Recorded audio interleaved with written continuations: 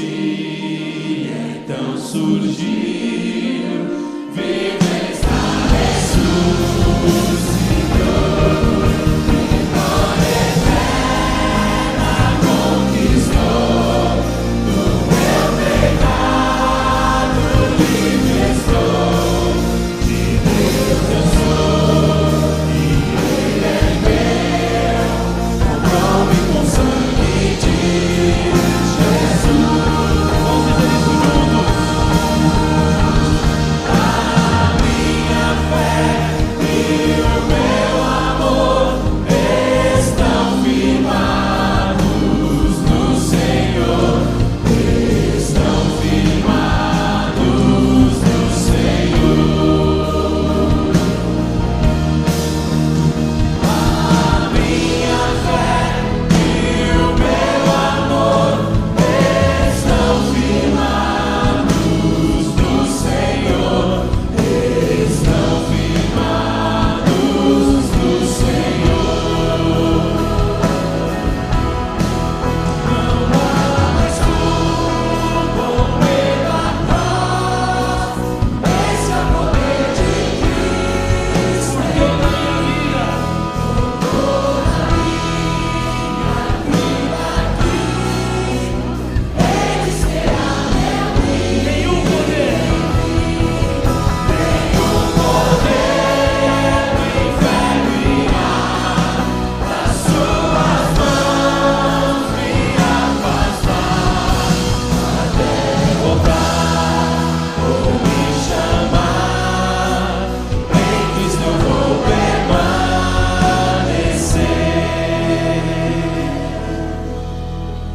até voltar.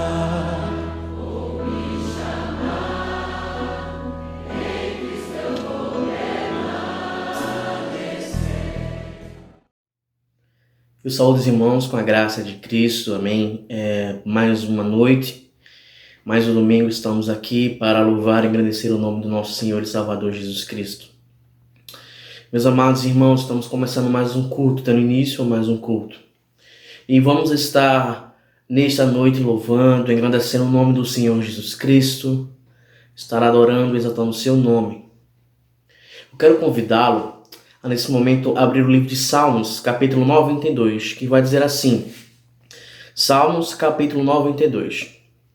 A gente vai ler até, eu vou dizer aos irmãos. Como é bom render graças ao Senhor e cantar louvores ao teu nome, ó Altíssimo. Anunciar de manhã o teu amor leal e de noite a tua fidelidade. Ao som de lira de 10 cordas e da cítara e da melodia da harpa. Tu me alegras, Senhor, com os teus feitos, as obras das tuas mãos. Leva-me a cantar de alegria. Como são grandes as tuas obras, Senhor, como são profundos os teus propósitos. O insensato não entende, o tolo não vê, que embora os ímpios brotem como a erva e floresçam todos os malfeitores, eles estão destruídos para sempre, pois tu, Senhor, é exaltado para sempre. Amados irmãos, vamos estar adorando e exaltando o nome do nosso Deus juntos em comunhão. E eu convido vocês a orarem nesse momento. Vamos estar fazendo uma oração inicial e logo após vamos estar dando continuidade ao nosso culto. Senhor Deus, eu quero te adorar, Pai, quero te bendizer, quero louvar o teu santo nome. Perdoa, Senhor Deus, os nossos pecados, Senhor Deus, e recebe o nosso culto a ti, Senhor Deus. E eu quero te pedir, de Deus, apenas nos mantém, Senhor Deus, firme no teu propósito, Pai. Nos ajuda a andar em teus caminhos retos, meu Deus. No nome de Jesus, eu sempre te peço isso, Pai. Deus, eu também quero te pedir por cada família que está assistindo esse culto nessa noite, que também está cultuando a ti, Pai. Que você possa derramar bênçãos sobre nós a cada dia, Senhor Deus. Possa sempre estar nos protegendo, Senhor Deus. Mas acima de tudo, Senhor Deus, que o Senhor sempre possa estar junto conosco, Senhor Deus. Que o Senhor sempre possa estar permitindo que a gente sempre esteja em comunhão contigo. Nos presenteia, Senhor, com tua presença toda hora, a todo momento, Senhor Deus. No nome de Jesus. Amém.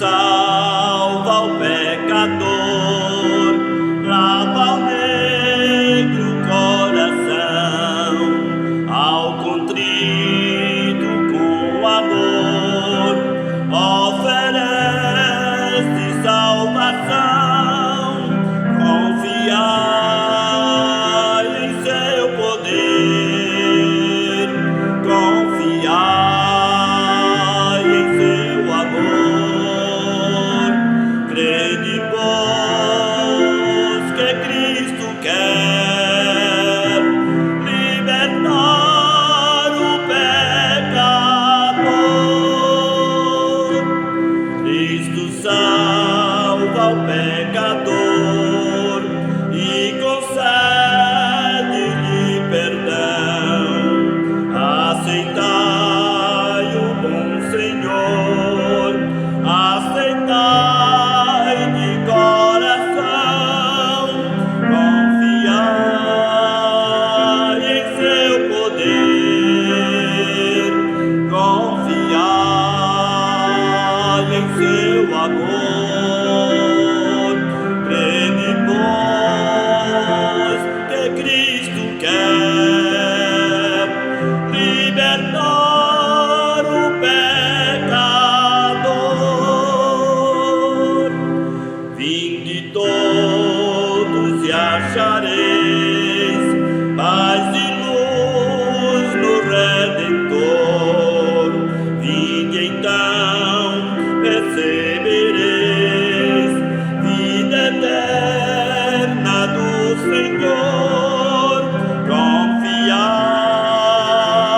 em seu poder, confiai em seu amor, crede, pois, que Cristo quer libertar o pecador.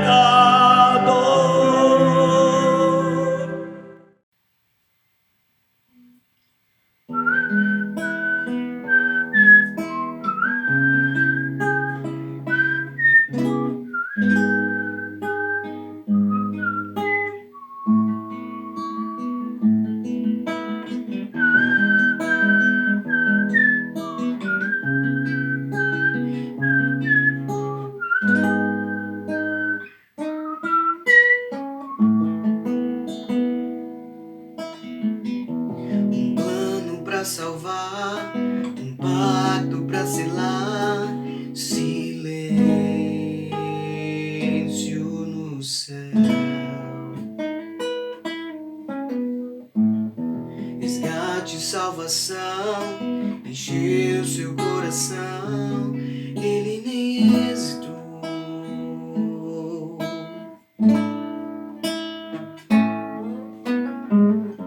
No palco do amor, o autor anunciou sua vida e salvação. Tudo que ele fez foi obedecer um plano que Deus escreveu. E quando a minha história parecia ter chegado ao fim, a sua graça me alcançou. E quando tudo parecia estar perdido naquela cruz, o seu sangue me libertou.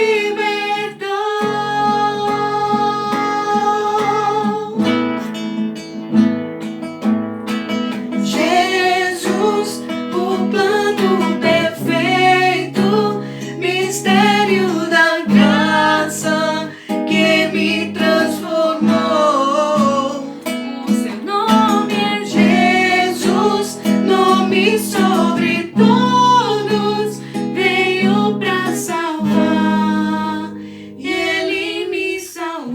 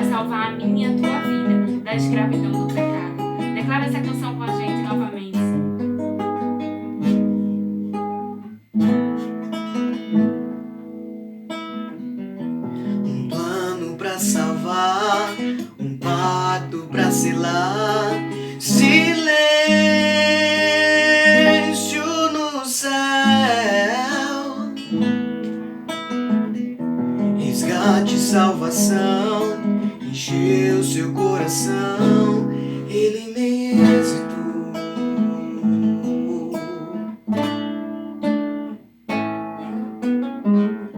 No palco do amor, o autor anunciou sua vida e salvação.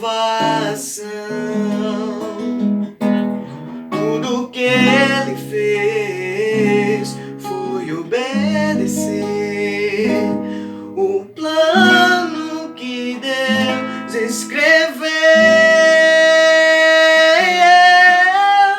E quando a minha história parecia ter chegado ao fim, a sua graça me alcançou. E quando tudo parecia estar perdido naquela cruz, com seu sangue Me libertou.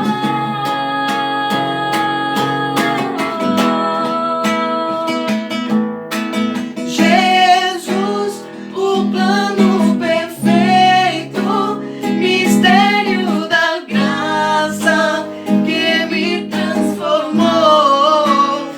O seu nome é Jesus, nome sobre todos, veio pra salvar, ele me salvou. Te adoramos.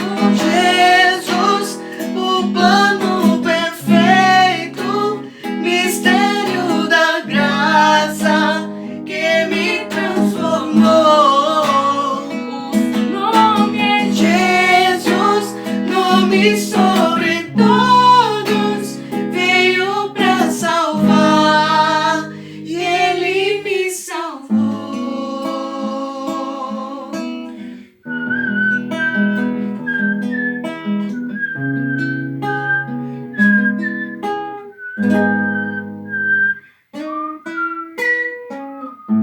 Louvado seja o nome do Senhor, meus irmãos.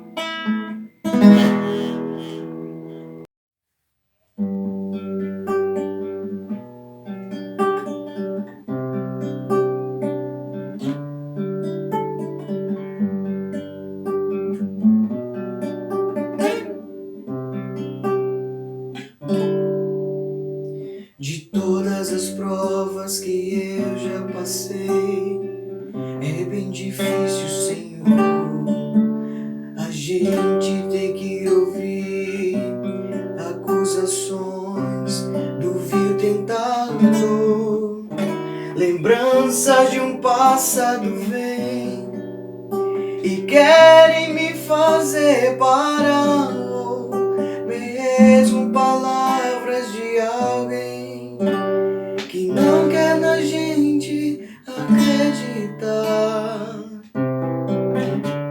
E quase parando sem força e vigor, a gente lê a palavra e encontra bastante poder pra vencer e continuar a jornada, e ver que o passado ficou pra trás, pois Cristo na cruz tudo já venceu, e sabe que dele não lembra mais. Eu canto pra glória de Deus. Nenhuma condenação há para quem está em ti, Jesus, cuja vida coberta está pelo sangue que desceu na cruz. É certo que provas virão, investidas no vil tentador, mas nenhuma condenação há para quem está em ti, querido Senhor.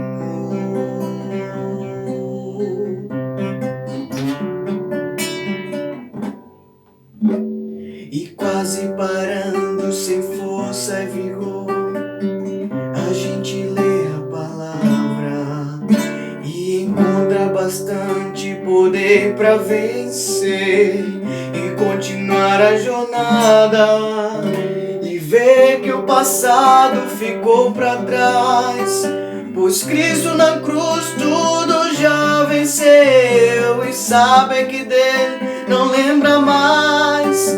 Eu canto pra glória de Deus. Nenhuma condenação há para quem está em ti, Jesus, cuja vida coberta está pelo sangue que desceu na cruz. É certo que provas virão investidas no vil tentador, mas nenhuma condenação há para quem está em ti, querido Senhor. Quero você cantando comigo agora. Nenhuma condenação, nenhuma condenação há.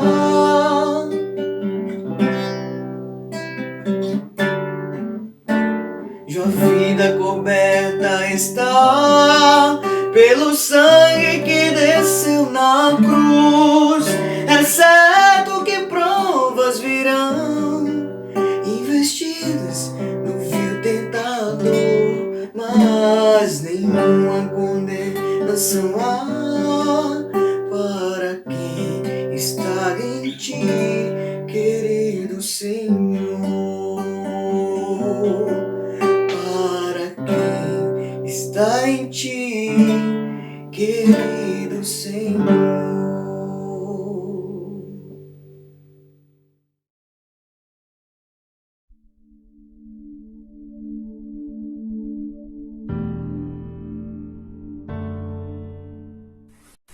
A paz do Senhor, eu sou Kellen Chaves Rangel, missionária em Cabo Verde, África Ocidental. E quero agradecer a você e toda a igreja brasileira que tem participado de missões mundiais. Aqui nas 9 ilhas habitadas, os evangélicos são apenas 2% da população. As tradições culturais e religiosas, o catolicismo é muito forte, mas as pessoas já começam a perceber que não são essas tradições que realmente preenchem as suas vidas. A imoralidade sexual, o alcoolismo, a idolatria têm destruído as famílias e toda a nação. Há uma urgência na pregação do Evangelho. Há uma urgência no discipulado de crianças e adolescentes, essa geração que irá romper com esses pecados. Nós também temos aqui outras nações como europeus, libaneses, guineenses, chineses, eles que estão aqui entre nós com os seus costumes, a sua língua, com as suas crenças religiosas como islamismo, budismo. Eu quero contar com as suas orações para que Deus amplie a nossa visão e nos capacite. Nós realmente precisamos transformar o mundo com a alegria de Jesus. Esse é o nosso desafio.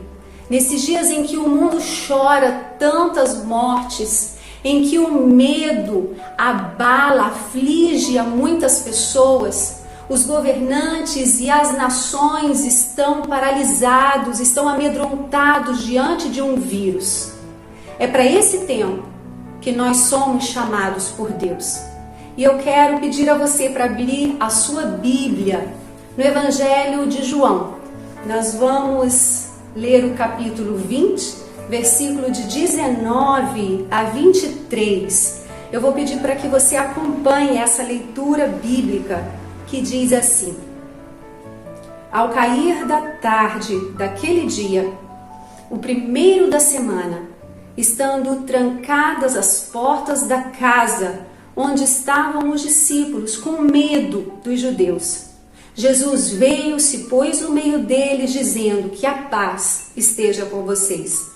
E dizendo isso, lhes mostrou as mãos e o lado. Então os discípulos se alegraram ao ver o Senhor. E Jesus lhes disse outra vez: que a paz esteja com vocês. Assim como o Pai me enviou, eu também envio vocês. E havendo dito isso, soprou sobre eles e disse-lhes: recebam o Espírito Santo. Se de alguns vocês perdoarem os pecados, são-lhes perdoados, mas se os retiverem, serão retidos. Nesse cenário de portas trancadas, com medo dentro de casa, parece até que os discípulos também estavam de quarentena. Dentro desse cenário, com medo dos judeus, será que eles vão nos encontrar? O que farão conosco? Será que seremos destruídos? Jesus aparece no meio dessa insegurança, que a paz esteja com vocês. Então os discípulos se alegram ao ver que era Jesus. Meu Senhor vive, aleluia! Jesus novamente repete que a paz esteja com vocês. O que nós precisamos fazer nesse tempo?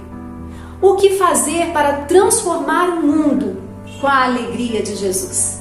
Primeiro, precisamos anunciar a paz. Aqui em Cabo Verde, o primeiro-ministro disse que todos nós estamos em guerra contra o vírus. As pessoas estão assustadas, atribuladas. É tempo de anunciar a paz.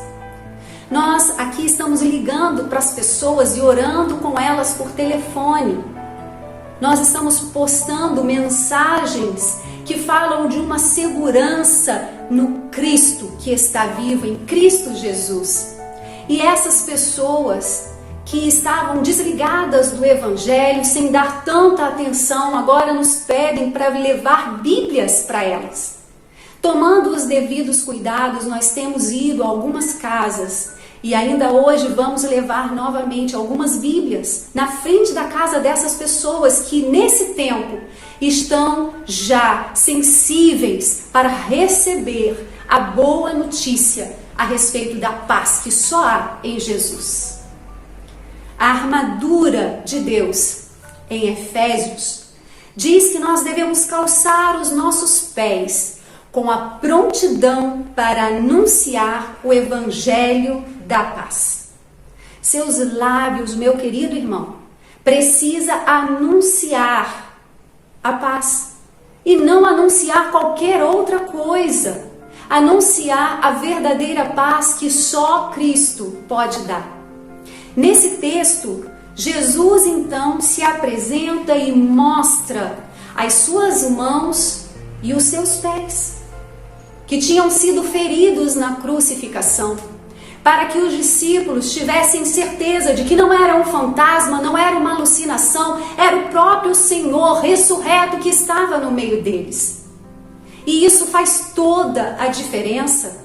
Eu quero dizer para você, creia, meu querido, Jesus está com você. Igreja, Jesus está nesse tempo conosco. É momento de realmente nós nos levantarmos. A presença real do Senhor Jesus é conosco. Saber que nós não estamos sozinhos para enfrentar tudo isso faz toda a diferença. Fique tranquilo, Jesus está conosco para transformar o mundo com a alegria de Jesus. Em segundo lugar, precisamos ir e fazer alguma coisa. Jesus aqui, ele diz aos seus discípulos: assim como o Pai me enviou, eu vos envio. Meu querido, naquele tempo, Deus enviou a Jesus como a manifestação do próprio Deus encarnado para o mundo. Hoje, eu e você somos os enviados para manifestar Deus ao mundo. Nós somos os instrumentos do Senhor. Mexa-se, Faça alguma coisa. Mesmo que você esteja dentro da sua casa, nós temos muitos recursos hoje disponíveis. Saia do seu comodismo, do sofá, deixe o egoísmo, reparta o que você tem. Não fique de braços cruzados, não fique acomodado, paralisado. O Senhor nos manda ir. Vá para o seu trabalho se você não estiver liberado dele e faça alguma coisa lá. Vá para a sua rede social e ajude alguém. Vá até a sua janela, chame o seu vizinho e pergunte a ele: olha, está tudo bem? Estou orando por você. Você tem o que comer? Faça alguma coisa. Quando nós agimos em favor do próximo, Deus age em nosso favor. Nós não temos que esperar que tudo melhore, que a situação mude para nós fazermos algo. Ir envolve disposição. Agora, ir envolve renúncia. Ir envolve obediência. Para transformar o mundo com a alegria de Jesus, nós precisamos do Espírito Santo. Jesus soprou sobre eles para que recebessem o Espírito Santo, porque o Espírito Santo ainda não tinha descido, ainda não tinha vindo. Essa missão tão importante, essa obra do qual nós somos incumbidos a realizar, tem que ser na dependência do Espírito Santo. Não são as minhas palavras bonitas, os meus talentos e todo o meu esforço que vai mudar a vida de alguém, que vai dar sentido para alguma família, que vai trazer alegria para aquele que chora, que vai realmente transformar o mundo. Nós precisamos depender do Espírito Santo, da intimidade, em buscar no secreto do nosso quarto, porque o Pai que nos vê em secreto nos recompensará. É dobrar os nossos joelhos e orar sem cessar, clamar pelo mundo que está em trevas, pelo que está perdido e aflito, chorar por eles. Nós precisamos depender da ação sobrenatural do Espírito Santo. Não é pelo nosso muito falar, mas na dependência do Espírito Santo que age em cada iniciativa, em cada toque, em cada detalhe. Ele vai fazer, porque Ele é Deus. E é assim que nós precisamos prosseguir. O Espírito do Senhor está sobre mim, porque Ele me ungiu para pregar boas novas aos quebrantados de coração, a curar, a consolar os que choram, a dar uma coroa de alegria ao invés de tristeza, um perfume de felicidade ao invés de lágrimas, para mostrar a todos a sua glória. Para transformar o mundo, meu querido irmão, com a alegria de Jesus, anuncie a paz. Vá e faça alguma coisa. Dependa do Espírito Santo. Eu quero, nesse momento, declarar a bênção do Senhor sobre a sua vida, que Ele verdadeiramente te abençoe e te incomode a se envolver na obra missionária, a continuar participando, entregando a sua vida, sendo um voluntário, contribuindo financeiramente e orando. Um grande abraço.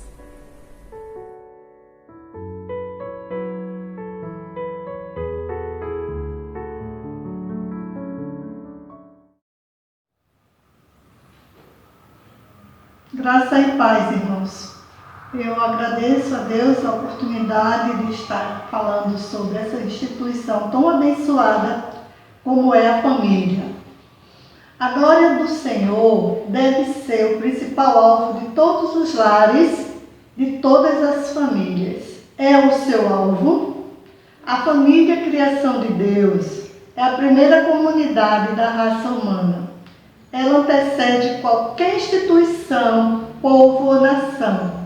Por isso, a glória do Senhor deve ser o principal alvo de todos os lares.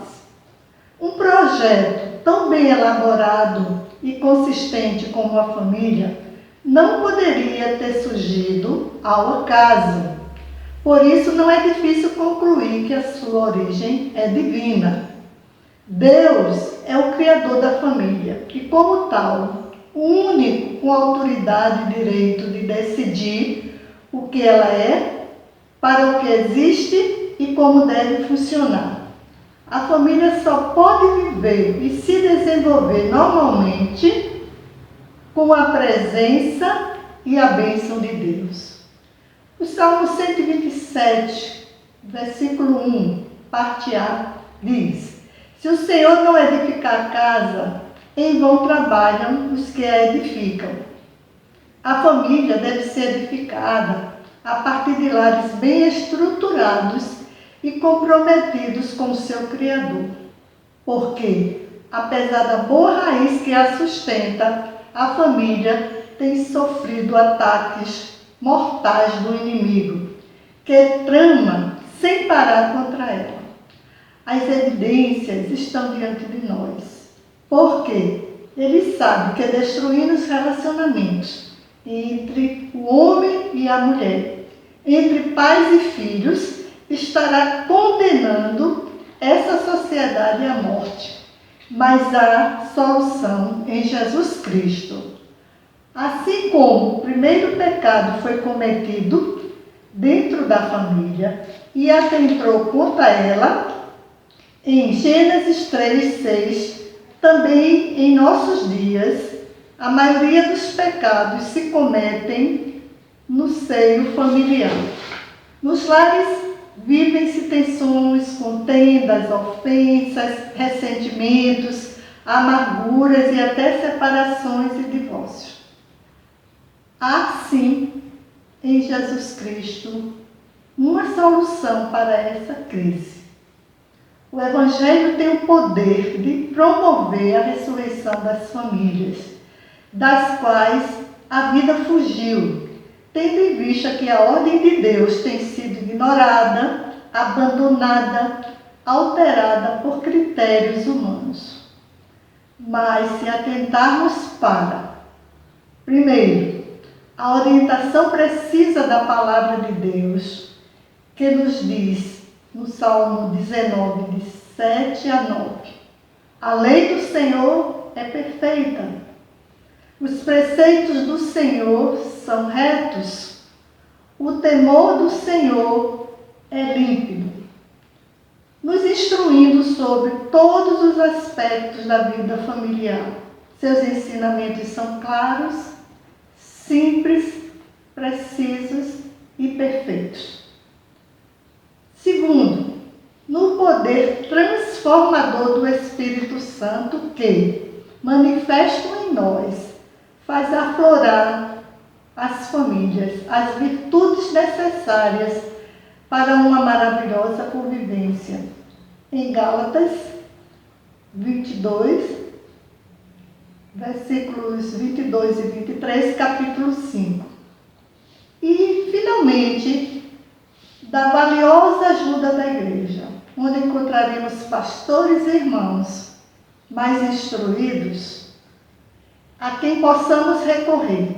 Haverá também famílias bem formadas que servirão de exemplo e modelos valiosos, de quem podemos aprender e em quem podemos nos espelhar.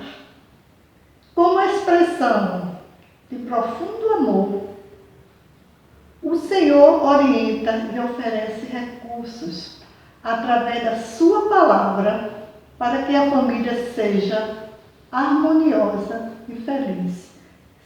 Só assim teremos lares projetados por Deus, vivendo a realidade do reino de Deus aqui na terra, debaixo do senhorio de Cristo.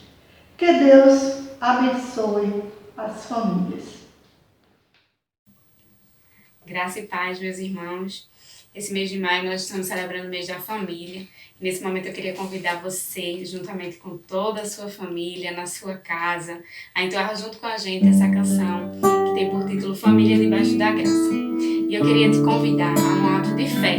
Se assim ainda não é na tua casa, que você declare essas palavras com todo o teu coração, crendo que um dia assim será, em nome de Jesus. Um presente precioso eu ganhei, um projeto que nasceu do coração de Deus. Meu tesouro é o meu lar, onde a base é o amor, onde sempre eu quero estar. Lá em casa posso ser quem realmente sou. Diferenças até poderão acontecer, mas quando a mágoa tem razão, prevalece o perdão. Para sempre assim será. Declare. A minha família, debaixo da graça, guardada nas asas de quem a criou. Bem-aventurado eu sou por ter meu lar na presença do Senhor.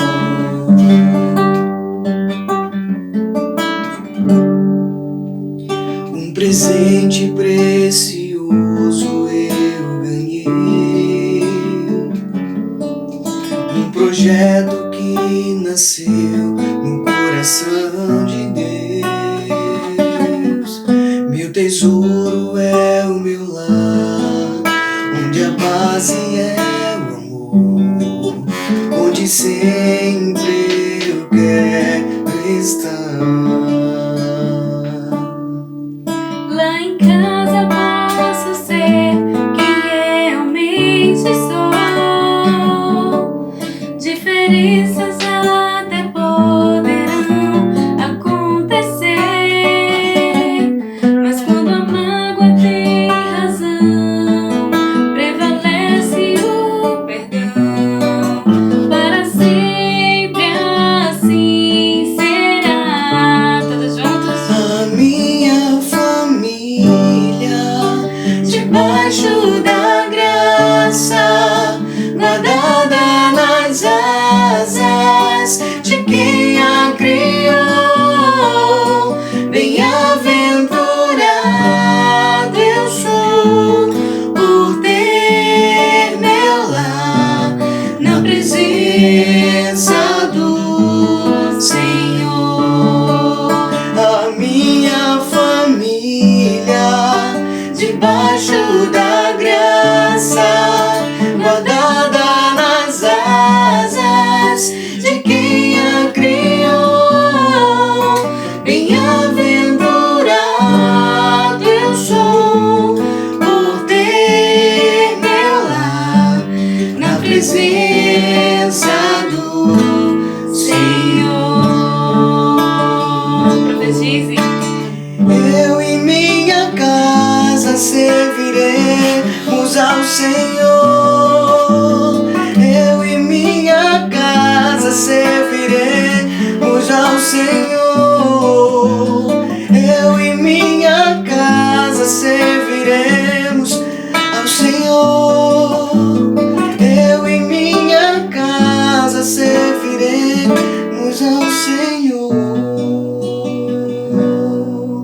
A minha família, debaixo da graça, guardada nas asas de quem a criou.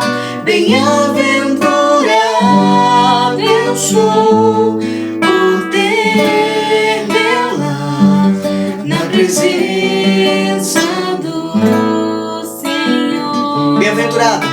Bem-aventurado eu sou por ter meu lar na presença do Senhor.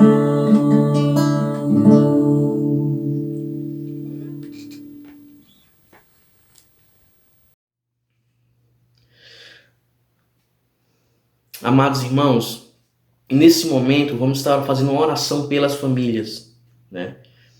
Depois do momento do louvor, né, que nós tivemos agora, um louvor pela família, vamos estar também orando, né, que Deus esteja abençoando cada família, não só da nossa igreja, mas desse mundo todo. Senhor Deus, eu venho te pedir, Pai, graças, Pai, por cada família que está nessa noite, Senhor Deus, aqui assistindo esse culto, cultuando a Ti. Mas também, Senhor Deus, por cada família deste mundo, Pai. Sabemos que Satanás ele tenta cada dia mais estragar, tenta cada dia mais derrotar, Senhor Deus, as famílias, Senhor Deus. Sabemos que a cada dia Satanás ele tenta destruir cada família, Senhor Deus. Que não tem sido fácil viver num mundo onde tem várias ideologias, Senhor Deus, onde tem vários pensamentos, Senhor Deus, contrários ao que é certo. E só podemos, Senhor Deus, recorrer a Ti, Pai. Que o Senhor venha, Senhor Deus, a cada dia mais com Teu Espírito, Senhor Deus, entrar, Senhor Deus, nas famílias, Pai. Para encher os corações de cada membro, de cada família, Senhor Deus, com a Tua glória, com a Tua presença, Senhor Deus. E que cada pessoa, Senhor Deus, ela possa não apenas sentir, Senhor Deus, a Tua presença, mas desfrutar da Tua presença. E que cada família, Senhor Deus, possa ser restaurada pelo Teu amor e Tua graça. É isso que eu te peço, Deus, no nome de Jesus. Amém. Amém. Saúde, irmãos, com a graça de Cristo. Vamos estar dando continuidade ao nosso culto. Nesse momento, agora, vamos estar tendo nosso momento de reflexão. Eu convido os irmãos a abrirem suas Bíblias no livro de Marcos, capítulo 8, do versículo 27 ao versículo 31, que vai trazer o seguinte: Jesus e os seus discípulos dirigiam-se para o povoado nas proximidades de Cesareia de Filipe. Num caminho, ele lhes perguntou: quem o povo diz que eu sou? E eles responderam: alguns dizem que és João Batista, outros Elias, e ainda outros um dos profetas. E vocês? Perguntou ele: quem vocês dizem que eu sou? Pedro respondeu: tu és o Cristo. Jesus os advertiu que não falassem a ninguém a seu respeito. Então, ele começou a ensinar-lhes que era necessário que o Filho do Homem sofresse muitas coisas e fosse rejeitado pelos líderes religiosos, pelos chefes dos sacerdotes e pelos mestres da lei, fosse morto e 3 dias depois ressuscitasse. Amados, eu quero convidá-los a orar neste momento. Vamos estar falando com o nosso Senhor Jesus Cristo, com o nosso Deus. Senhor Pai, estamos aqui, Deus, para ouvir mais a Tua palavra. É mais um momento de reflexão, de mensagem bíblica. E queremos nesse momento, Senhor Deus, ouvir apenas a Tua voz em nossos corações. Queremos, Deus, estamos com nossos corações abertos e queremos apenas estar ouvindo da Tua palavra. Que a Tua palavra, Senhor Jesus Cristo, que a Tua palavra, Deus, prevaleça em nossos corações, em nossa vida, pelo resto dos nossos dias aqui na terra e na eternidade. Que possamos estar atentos ao que o Senhor estará nos dizendo nessa noite. E que essa palavra frutifique em nossos corações. No nome de Jesus. Amém. Irmãos, esse texto, né, de Marcos, ele traz uma pergunta bem interessante, né? Qual a visão que aquele povo tinha sobre Jesus Cristo? O que aquele povo ele pensava sobre Jesus Cristo? O interessante é que a resposta que aquele povo deu não é muito diferente das de hoje em dia. Aquele povo achava que Jesus Cristo ele era mais um profeta, né? Que Jesus Cristo ele era o próprio Elias na encarnação, né? Elias ou Moisés, né? Algum outro líder. O interessante é que hoje em dia, quando a gente evangeliza, quando a gente sai pelo mundo, né, pelas ruas evangelizando, a gente também faz essa pergunta naquela pessoa: olha, você conhece Jesus Cristo? E na maioria das vezes a gente escuta a seguinte resposta: Jesus Cristo, ele foi um homem, né? Jesus Cristo, ele foi um profeta, ou Jesus Cristo, ele foi um homem legal, um cara legal. Jesus Cristo, alguns dizem que Jesus Cristo teve um espírito mais elevado, né? Um homem que teve um espírito mais elevado. O interessante é que tem alguns que até dizem: não, Jesus Cristo, ele foi apenas um homem, né? As pessoas, tem gente que até não acredita em Jesus Cristo. E que infelizmente essas respostas estão erradas. Que essas respostas não é aquilo, não diz a respeito da verdadeira pessoa de Jesus Cristo. Algumas pessoas, inclusive, têm a audácia, né, a ousadia de querer atribuir algumas funções a Jesus Cristo, que Jesus Cristo nunca teve a ideia de praticar isso.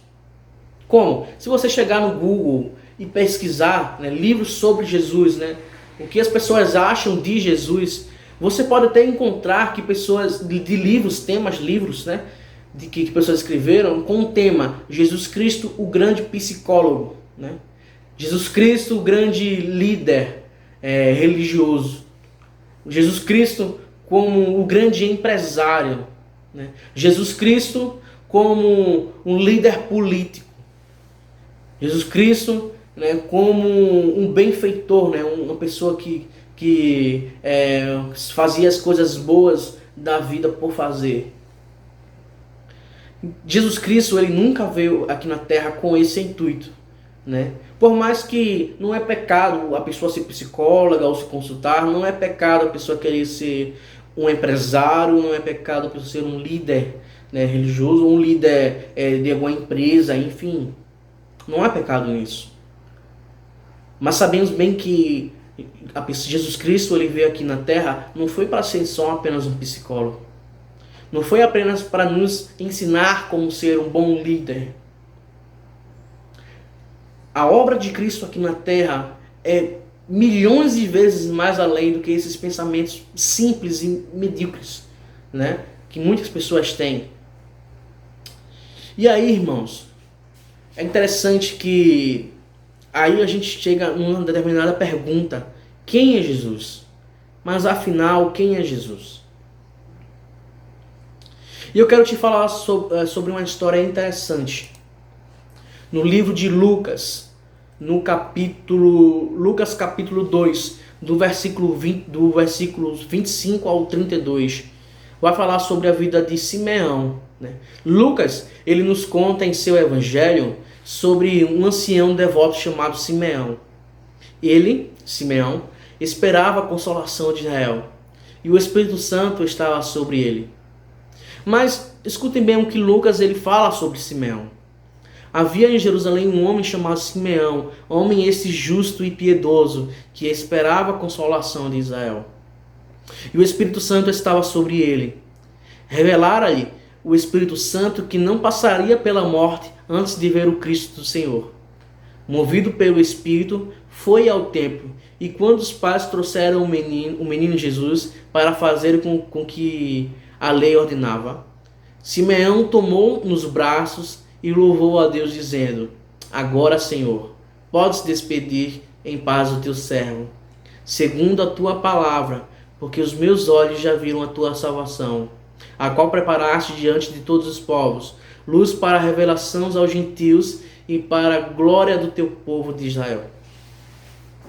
Queridos, Simeão, ele tinha a consciência do Messias que haveria de vir. Na cultura judaica, a gente a gente pode olhar na história que os judeus eles esperavam um Messias, mas não um Messias igual a Cristo. Eles esperavam um Messias igual a Davi, né? Um rei que libertaria o povo do cativeiro de Roma, né? Da dominação de Roma, né? Um rei que traria de novo aquela sentido de povo, de nação de Israel, mais uma vez. E que a gente vê, né, como Simeão, nem todos pensavam assim, como Simeão. e que a gente vê realmente o verdadeiro sentido da vinda de Cristo aqui na terra. Lá em Gênesis capítulo 3, né, eu convido os irmãos a abrirem, ou apenas podem escutarem, né? Gênesis capítulo 3, do versículo... Aliás, Gênesis 3,15 apenas, é um versículo, tá? Em Gênesis 3,15, a gente encontra aquilo que é chamado de proto-evangelho, né? O primeiro versículo que fala sobre o evangelho na Bíblia. E que traz a seguinte questão: porém, inimizade entre você e a mulher, entre a sua descendência e a descendência dela. Este, aquele que nascerá da mulher, ferirá a sua cabeça, e você lhe ferirá o calcanhar. Irmãos, Deus ele é onisciente. Deus ele sabe de todas as coisas, e Deus ele é eterno. São atributos de Deus. E Deus sabia que Jesus Cristo viria aqui na terra para morrer e ressuscitar pelo seu povo. E esse foi um plano perfeito de Deus. Esse foi um plano perfeito. Jesus Cristo vir aqui na terra para morrer por nossos pecados. Então, a obra de Cristo aqui na terra, ela tem um sentido muito maior. E eu quero te falar sobre 5 coisas. 5 pontos sobre a obra de Cristo aqui na terra. 2 deles, a gente pode falar sobre o estado de humilhação e o estado de exaltação de Deus. De Jesus Cristo, perdão. O ministério terreno de Jesus Cristo foi uma amostra de humildade divina. Em todos os aspectos deste ministério, nós podemos ver o humilde Jesus. Desde a sua da sua mãe grávida, desde a sua mãe grávida, sendo forçada a dar à luz, e ele em um estábulo de animais. Uma vez que não havia quarto para ele e quarto para ela e seu marido em uma hospedaria, até o seu enterro em uma cova de outra pessoa. Isso é falando de Jesus Cristo. Então, irmãos, 2 estados, vamos começar por isso, né? 2 momentos que Jesus Cristo teve. O primeiro de humilhação. Jesus Cristo, como Deus, como divindade, como todo-poderoso, ele teve que se humilhar, se esvaziando de toda a sua glória. Se esvaziando do seu eu, se esvaziando de todo o seu ser para vir aqui na terra. Jesus Cristo, ele nasceu de uma virgem, onde no dia do seu nascimento não tinha onde ele ficar, e aí ele teve que nascer no estábulo. E ele foi posto ainda bebê recém-nascido em uma manjedoura.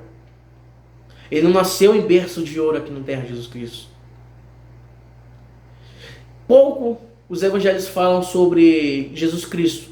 Pouco os evangelhos falam sobre o seu momento aqui na terra, né, na questão da sua infância e juventude. Mas Jesus Cristo, depois de uma vida de boas ações, fazendo o bem, curando os enfermos e pregando o evangelho, ele foi preso pelas autoridades judaicas e romanas, né? E aí começa a questão mesmo que a gente sempre conhece, né? A humilhação de Cristo. Antes de ser preso, Pedro, ele jurou, né, disse a Jesus Cristo: não, Jesus, eu sempre estarei com você, eu sempre estarei presente. Pedro como um amigo de Jesus. Judas também como um dos seus escolhidos para ser discípulos. Logo após a ceia, Judas traz Jesus Cristo por 30 moedas de prata. Isso é muita humilhação. Logo após isso, Pedro nega a Jesus Cristo 13 vezes, após o galo cantar. E Jesus Cristo foi colocado sobre ele uma coroa de espinhos. Jesus Cristo foi chicoteado, não com chicotes normais, não apenas com chicotes de couro, mas no final do couro, no final das cordas lá, tinham peças metálicas, pontudas ou em forma de circunferências, que quando batiam em Jesus Cristo, cravavam em sua pele, e ele puxava aquilo ali e abria, né? Alguns relatos dizem que é extra-bíblicos, tá? Alguns relatos extra-bíblicos dizem que poderiam até ver as próprias costelas de Cristo naquelas horas. Jesus Cristo, ele sofreu muita dor. E os soldados, eles zombavam. Tu não é rei? Então, como eu disse, trouxeram uma coroa e colocaram sobre sua cabeça.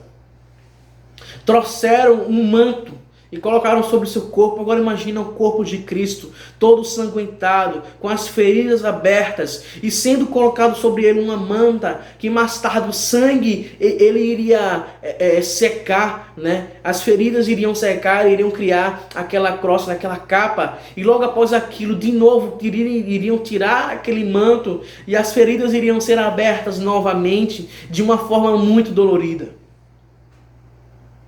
Então imagina que um rei, imagina que um Deus divino, um ser glorioso, que veio dos céus, que se esvaziou de toda a sua glória, para vir aqui na terra, nascer numa manjedoura, para vir aqui na terra e sofrer humilhação, sofrer com que seus amigos lhe abandonassem, e que até no momento da sua morte, nos seus últimos momentos de fôlego, ele até diz: Deus, Pai, por que me abandonaste? Irmãos, é muito forte isso. Mas Jesus Cristo, ele teve também um outro momento, um outro estado, que é o de exaltação. E glória a Deus por isso. O salmista predisse que Deus não iria permitir que a alma do seu santo permanecesse na sepultura. Jesus Cristo, ele ressuscitou no terceiro dia. E não só isso, mas apareceu aos apóstolos, apareceu aos seus discípulos. O próprio apóstolo Paulo, aquele que foi chamado posteriormente a ser apóstolo também, né? Um apóstolo fora da hora, fora do tempo. O próprio apóstolo Paulo fala isso em suas cartas. Paulo em Coríntios, se eu não me engano, 1 Coríntios 15 vai dizer que Jesus apareceu a mais de 500 pessoas, aos seus discípulos. E ainda hoje Jesus Cristo aparece a nós. Jesus Cristo vive em nós. Jesus Cristo está sempre ao nosso lado. Glória a Deus por isso. Depois da sua ressurreição, ele foi elevado aos céus. Eu quero convidá-los a abrir em Efésios, capítulo 4, versículo 8. Vamos abrir aqui rápido em Efésios. Deixa eu colocar aqui. Efésios capítulo 4, no versículo 8, vai dizer o seguinte: Por isso é que foi dito, quando ele subiu em triunfo às alturas, levou cativos muitos prisioneiros e deu dons aos homens. Quero convidá-los a abrir também Colossenses 3:1. Deixa eu abrir aqui em Colossenses, capítulo 3, versículo 1.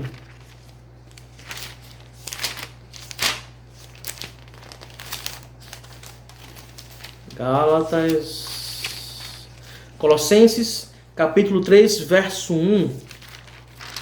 Vai nos trazer o seguinte: Portanto, já que vocês ressuscitaram com Cristo, procurem as coisas que são do alto, onde Cristo estará assentado à direita de Deus. O lugar de poder e autoridade absoluta. Jesus Cristo está lá. O único digno de desatar os 7 selos.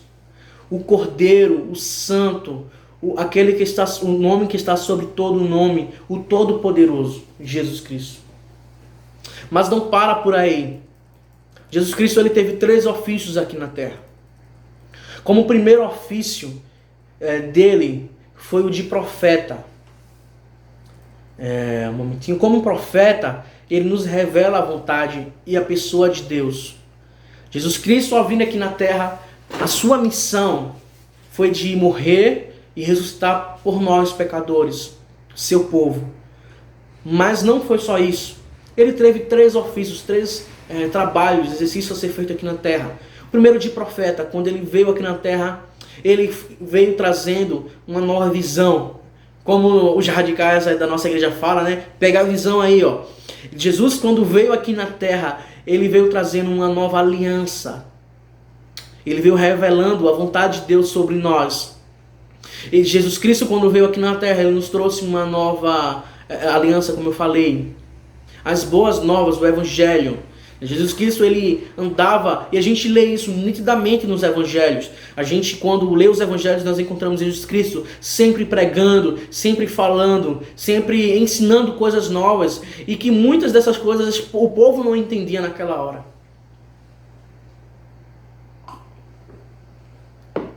Jesus Cristo é a palavra viva. Como profeta, a palavra criadora do Pai. O anjo do Senhor que traz a revelação, a vontade e da aliança de Deus. A testemunha fiel que traz revelação, a qual Deus lhe deu para mostrar aos seus servos o que em breve há de acontecer. O que interessante que o que em breve há de acontecer para o povo daquela época, o que em breve aconteceu foi a morte e ressurreição de Cristo. Para nós, nos dias de hoje, a volta de Cristo para buscar a sua igreja. Mas Jesus Cristo teve mais 2 ofícios. O segundo dele é como sacerdote. O sacerdote do Antigo Testamento, ele era um mediador entre o Deus e os homens. O sacerdote, ele era o único que poderia entrar, aliás, o sumo sacerdote era o único que poderia entrar no Santo dos Santos uma vez por ano. O sacerdote, ele era responsável pelos sacrifícios. Jesus Cristo, ele foi mais que um sacerdote. Pois Jesus Cristo, ele é o nosso mediador entre Deus. Entre nós e Deus, Jesus Cristo, ele é o nosso mediador. E há muitas diferenças, há muitas coisas que a gente pode apontar em Jesus Cristo que os sacerdotes humanos nunca foram capazes e nunca serão. Mas que não existe sacerdote como no Antigo Testamento dia de hoje, né? Que é o seguinte: Jesus Cristo não tinha pecado, certo? Os sacerdotes do Antigo Testamento, todos tinham pecados. Jesus Cristo, ele não tinha pecado, não teve. Mesmo assim, ele tomou sobre si as nossas dores, as nossas iniquidades, os nossos pecados.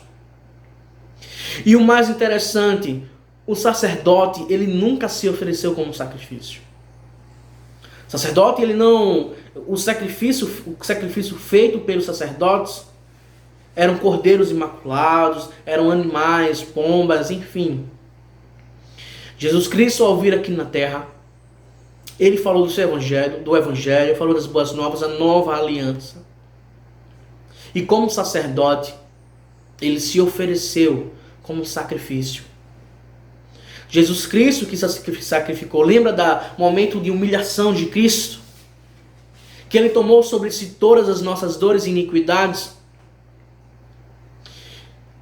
E o castigo que estava sobre nós foi sobre ele. E por suas pisaduras fomos sarados. Queridos, Jesus Cristo como sacerdote, ele é o nosso mediador entre Deus e os homens, entre Deus e nós, e ele se ofereceu.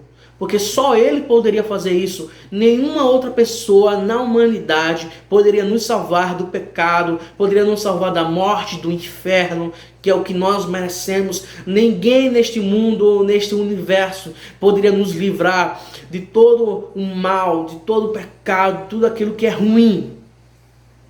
Mas Jesus Cristo tomou sobre si os nossos pecados. Mas Jesus Cristo, desde a eternidade, o plano perfeito, foi que veio aqui na terra. Ele não veio para ser psicólogo. Ele não veio para ser um líder político. Jesus Cristo não veio para ser um grande empresário. Jesus Cristo veio para morrer pelos nossos pecados e trazer a nova aliança. E como terceiro ponto,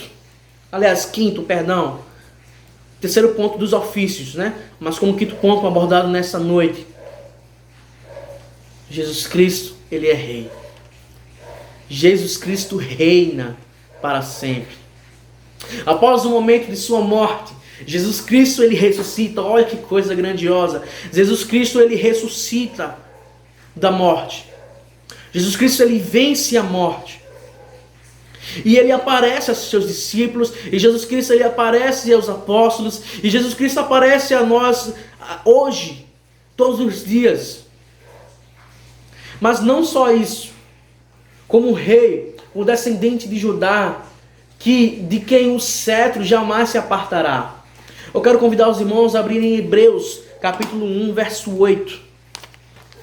Vamos abrir aqui rápido, estamos já terminando o nosso momento de reflexão. Hebreus capítulo 1, versículo 8, vai trazer o seguinte: mas a respeito do Filho diz, o teu trono, ó Deus, subsiste para todo sempre, cetro de equidade é o cetro do teu reino. Amém. Quero também convidar os irmãos a abrirem em Colossenses 2,15.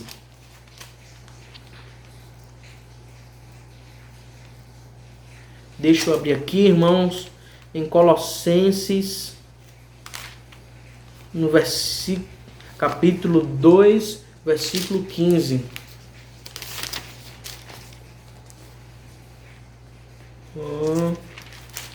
Que vai trazer assim, olha. E, tendo despojado os poderes e as autoridades, fez dele um espetáculo público, triunfando sobre eles na cruz. Jesus Cristo na cruz foi que triunfou. Então, irmãos, Jesus Cristo foi que se entregou. Eu quero convidá-los a abrirem Apocalipse 5:5, né?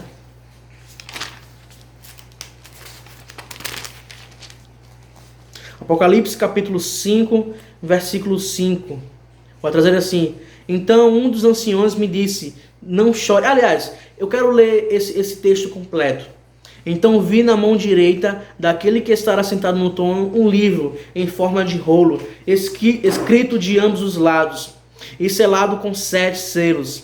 Vi um anjo poderoso proclamando em alta voz: quem é digno de romper os selos e abrir o livro? Mas não havia ninguém, nem no céu, nem na terra, nem debaixo da terra, que pudesse abrir o livro ou sequer olhar para ele. Eu chorava muito. Isso são palavras, a revelação do nosso evangelista João, o apóstolo João. Versículo 4. E eu chorava muito, porque não havia ninguém que fosse digno de abrir o livro e de olhar para ele. Então um dos anciões me disse, não chore, eis que o leão da tribo de Judá, o raiz de Davi, venceu a morte para abrir o livro e os 7 selos. Depois viram um cordeiro que parecia ter estado morto em pé no centro do trono, cercado pelos 4 seres viventes e pelos anciões. Ele se aproximou e recebeu o livro da mão direita daquele que estava sentado no trono. Ao recebê-lo, os 4 seres viventes e os 24 anciões postraram-se diante do cordeiro. Cada um deles tinha uma harpa e taças de ouro, cheias de incenso, que são as orações dos santos. E eles cantavam um cântico novo: tu és digno de receber o livro e de ir abrir os selos, pois foste morto, e com teu sangue compraste para Deus gente de toda tribo, língua, povo e nação. Tu os conquistaste, reino e sacerdotes, para o nosso Deus, e eles reuniram sobre a terra. Amados, quão glorioso é a presença de Cristo em nós. Pega a visão. Jesus Cristo morreu na cruz para te tirar deste mundo, para te tirar das garras de Satanás, para te livrar do inferno, te levar para o reino. Para te levar para o reino. João capítulo 14, Jesus vai dizer o seguinte aos seus discípulos: não se turbe o vosso coração, creia em Deus e creia em mim. Na casa do meu Pai há muitas moradas. Se não fosse assim, eu não vos teria dito, e vou lhes preparar lugar. Ou seja, o caminho que Jesus preparou, indo até a cruz, para que nós também possamos pegar a nossa cruz e seguir o caminho de Cristo até o nosso reino. E nesse momento, irmãos, vamos estar terminando nosso culto. Antes disso, eu quero te dizer o seguinte, né?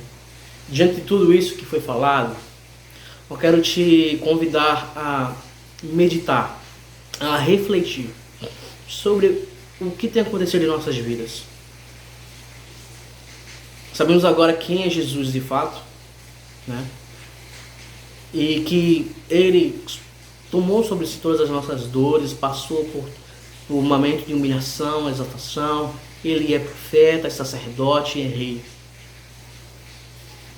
Irmãos, e eu quero te dizer o seguinte, não perca a tua fé. Momento de pandemia, né, momento de crise, seja ela crise econômica, seja ela uma crise existencial, uma crise na família, qualquer coisa que aconteça neste mundo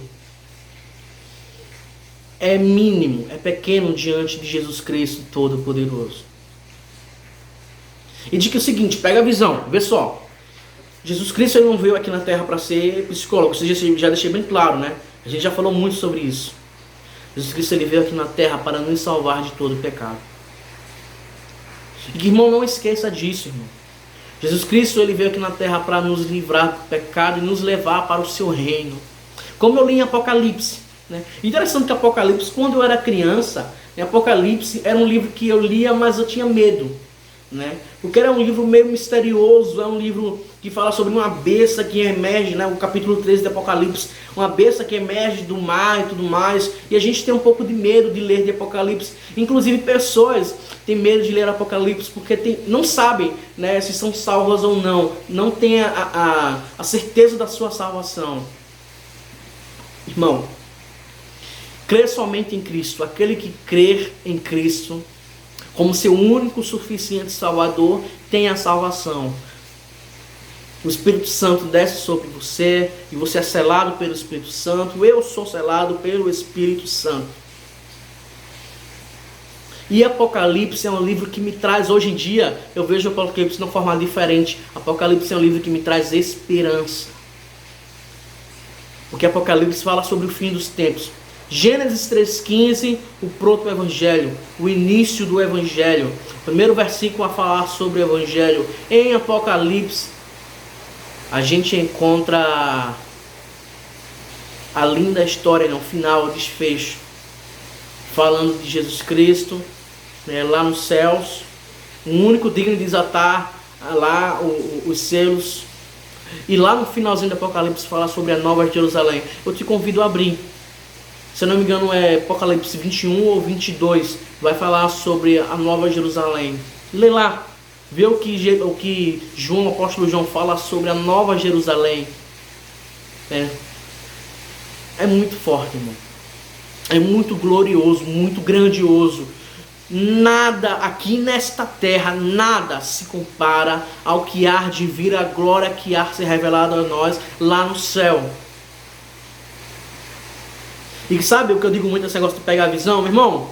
Seguinte, aqui na terra, nada é mais valioso, nada é mais grandioso do que no céu. Nada vale mais do que uma vida aqui nos preceitos de Cristo, nos mandamentos de Deus, firme na promessa e firme na promessa do Messias que vai vir.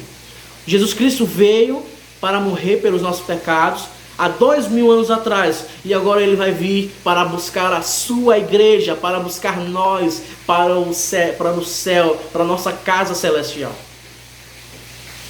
Então, irmão, não perca a tua fé.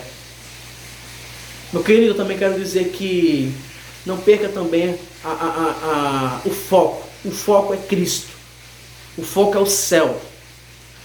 A gente sabe que muitas coisas acontecem aqui na terra que nos deixam atribulados, que nos fazem ficar tristes. Jesus primeiro diz, olha, no mundo tereis aflições, da mesma forma que Jesus sofreu, nós também estamos sujeitos ao mesmo sofrimento. Muitas pessoas sofrem perseguição, morrem. Muitos apóstolos muitos discípulos ali naquela época morreram também crucificados. O próprio apóstolo Pedro morreu também crucificado. Então, irmãos, nos basta a esperança de que Jesus vai vir para buscar a sua igreja. E eu quero te convidar a ver essa música comigo, né? Vamos orar agora, né? Está terminando. E depois da oração vamos escutar essa música. E eu quero te convidar a meditar. Reflita na sua comunhão com Deus, na sua esperança. Não perca a esperança. É no Messias que vai vir. Que ele virá em breve, virá na sua glória. O Cordeiro de Deus. Fica na paz, vamos orar. Senhor Deus, agradecemos, Deus, por essa noite, por esse momento tão maravilhoso em Tua presença. Te agradecemos, Deus, pela tua morte na cruz e ressurreição. Agradecemos porque mesmo diante de todo sofrimento, o Senhor não desistiu. Porque mesmo você, Jesus, como Deus, como Todo-Poderoso, se humilhou, Deus, se resumiu a forma humana para poder vir aqui na terra e pregar as boas novas e morrer por nós pecadores. Eu agradeço a Ti, Jesus, tanto, Pai, porque o Senhor é a nossa esperança. E Te esperamos, Senhor Deus, esperamos a promessa que o Senhor vai vir para nos buscar, Deus. No nome de Jesus, amém. Fica na paz, meus irmãos. Deus nos abençoe. O Rei da Glória